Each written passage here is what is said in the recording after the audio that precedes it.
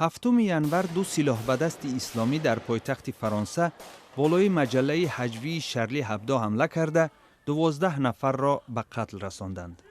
در نوار دوربین‌های بینا مسئولان حمله تاکید می‌کنند که این قصاص پیغمبر دین اسلام و سازمان القاعده یمن است. در دوام 3 روز خشونت در گوشه‌های مختلف فرانسه 17 کس به هلاکت رسید. افراد متهم با این حمله در یک مطبعه کنار پاریژ گروگان گرفتند، ولی پلیس در عملیات نجات گروگان‌ها سلاح به دستان را به هلاکت رساند.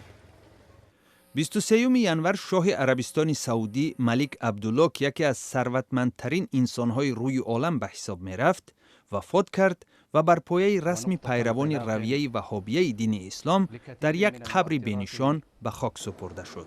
در این بین رهبران کشورهای عالم به تبریک شاه نو عربستان ملک سلمان به شهر ریاض تشریف آوردند.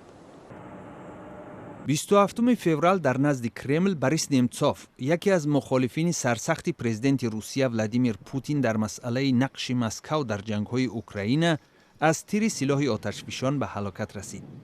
ده‌ها هزار نفر به یاد نمتسوف به کوچه‌ها برآمدند. آنها مقامات را با دست داشتن در این حادثه متهم می‌کنند.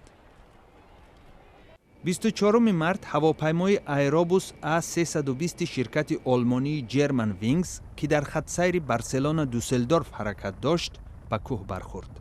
در نتیجه 150 کس کشته شدند. مفتشان بعد تحقیق شهادت‌ها به خلاصه آمدند که خلبان دوم این هواپیما اندریاس لیوبیتس 27 ساله از دپرسیا یا خود افسردگی اذیت کشیده خود و مسافران هواپیما را به هلاکت رسانده است.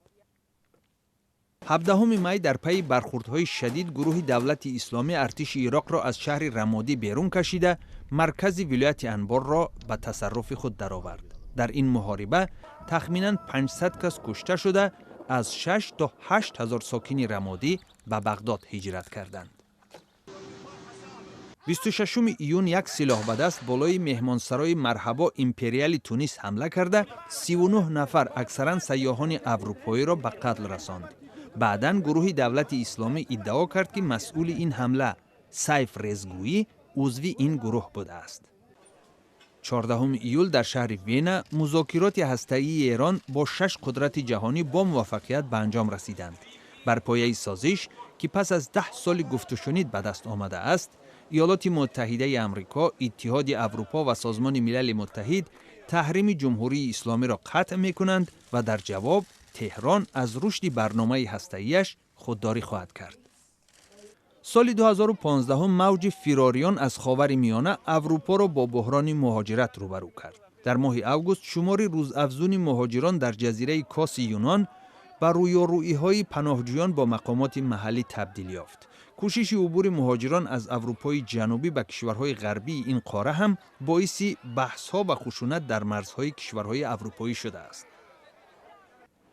24 سپتامبر در کنار مکه مکرمه بیش از 2000 حاجی از ممالک مختلف عالم زیر پای مانده به هلاکت رسیدند. مسئله تأمین امنیت حاجیان به بحث سیاسی با سلوله سعودیه که خود را خادم حرمین شریفین مینامد مبدل گشت. همچنان در ماه سپتامبر نیروهای طالبان شهر شمالی کندوز افغانستان را تحت تصرف درآوردند.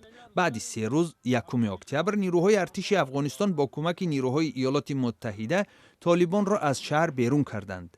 ولی سوال مطرح شد که آیا ارتش افغان در تنهایی قدرت دارد که امنیت سراسر این کشور را تامین کند؟ 1 نوامبر در خط سیر شرم الشیخ سنت پترزبورگ هواپیمای مسافربر روسیه سرنگون شده در نتیجه 224 نفر هلاک شدند. بعد چند روز روسیه تخمین مفتشان کشورهای غربی را تصدیق کرد که هواپیمای ایروبوس A321 بر اثر ترکیش بمب سقوط کرد که در داخل آن جای داده بودند. گروه دولت اسلامی مسئولیت این بمبگذاری را بر دوش گرفته است، ولی به قول حکومت مصر شهادت پیدا نشده است که این عمل جنایی باشد.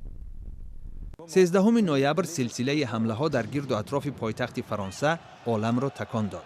هنگام قوازمایی دسته های منتخب فوتبال فرانسه و آلمان در نزد ورزشگاه صدای 3 ترکش به گوش رسید. همان وقت گروه دیگری سلاح به دستان بالای تالار کنسرتی بتکلن و آشخانه ها و طربخانه های پاریژ حمله کرده 130 نفر را به قتل رساندند.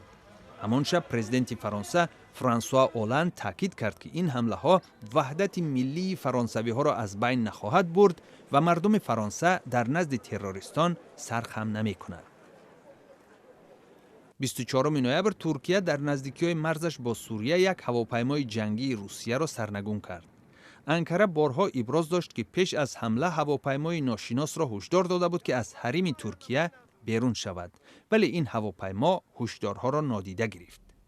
این حادثه بر روابط روسیه و ترکیه به طور جدی لطمه زده است.